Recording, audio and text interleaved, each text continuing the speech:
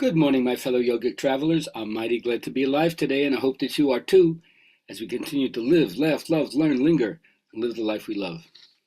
Well, it's Wednesday, so it's my bad joke day. This Japanese shogun was looking for the best samurai he could possibly find, and he came up with a Chinese samurai, a Japanese samurai, and a Jewish samurai. And they all came to show their katana or sword work. So the shogun says to the Japanese samurai, okay, show me how good you are. The Japanese samurai opens up a little box. A fly comes out. He whips out his sword, cuts it in half, puts it back in. Oh, very impressive. Then the Japanese samurai comes out. He takes out a little box also. He opens it up. A fly comes out. He takes it like that, cuts it in four. Unbelievable. Then the Jewish guy, he also, this must be the way that you're tested. You have to have a fly in the box. He opens up his box. A fly comes out. He goes like that, puts it back in, and the fly falls away. He's not dead. And the shogun says, what kind of sword work is that? He says, oh, it's easy to slice a fly in half or in quarters, but to circumcise it? All right. So for my people who are out there, your writing assignment, if you want to follow up on this or just ask yourself this question psychologically and review it right now if you don't want to get into in depth, think of your obituary, your epitaph, your legacy.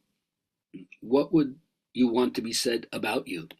And if that's already true, harvest and enjoy the rest of your life. But if it's not true, what needs to be done? What do you have to do between now and then to make it a reality so those things are fulfilled? If it's possible to die without regret or wish you could have done that, here's a chance for you to see how do you want to set that up. All right, let me know what you're thinking. All right, first I always start by doing something to recognize the yogic part or the meditative part of me because I owe so much to Mr. Iyengar. And yoga makes such a unique contribution to modern life. It's a vast arsenal of techniques that show the interconnectedness and interrelatedness, the interdependence of spirit in the world. There's no need to escape the world or deny your body or deny the mind. But you have to want to overcome any kind of problem you have before you get to overcome it. So first ask yourself, are you in or you're not? And then my meditation teachers would always say, you need a personal relationship with a teacher.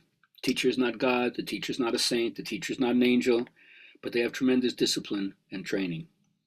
And we can communicate with them because we identify with what they're doing. Teachers never fantasize about the mystery or get you abstract. They bring it to something concrete right down here on earth, remember? Holy people draw everything earthly to themselves. They give you a very matter-of-fact way of relating with life, with reality. And they're so accomplished. The force of their personality and the words that they say, it thrills you. It's hard not to pay attention to it.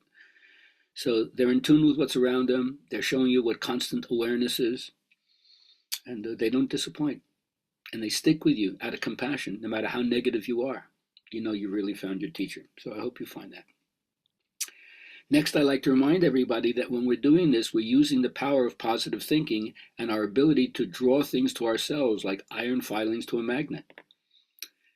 Doing this in your mind, what I call virtual reality, is really, really important because there you have freedom and dominion to think anything you want. You think in pictures. So whatever you're going to give your attention to, you're going to activate. So make sure you're giving your attention to that which you want and not that which you don't want. Otherwise, virtual reality won't serve you and you won't understand this relationship between what you set up in your conscious mind and how your subconscious mind responds to it. Let your conscious mind be the navigator, set out the course, give the signals, give the orders, and your subconscious mind will obey automatically because it takes you at your word, especially if what you say repeatedly.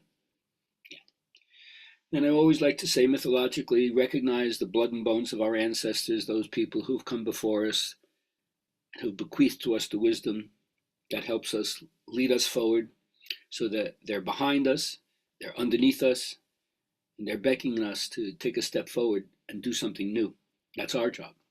And then we have a certain kind of inner guidance so that even when we're off course, and who doesn't get blown off course, we're still learning how to self-correct, course correct, and steer our way.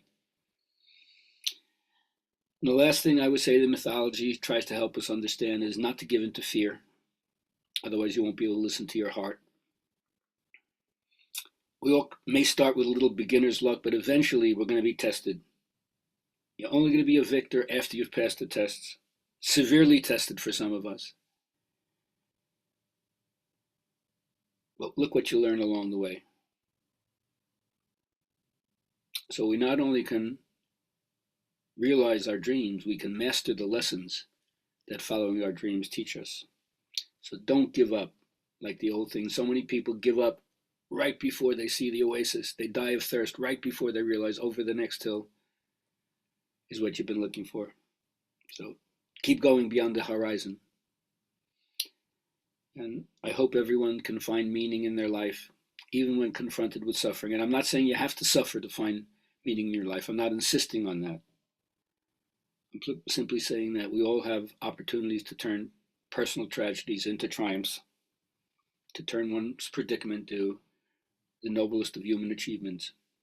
So create, love, and bear your suffering with as much dignity as possible. Thursday is the last class at TBY Yoga. Go to tbyyoga.com or gabrielhalpern.com and sign up for a class on mantra, mudra, and meditation. Love to see you there. Have a great day.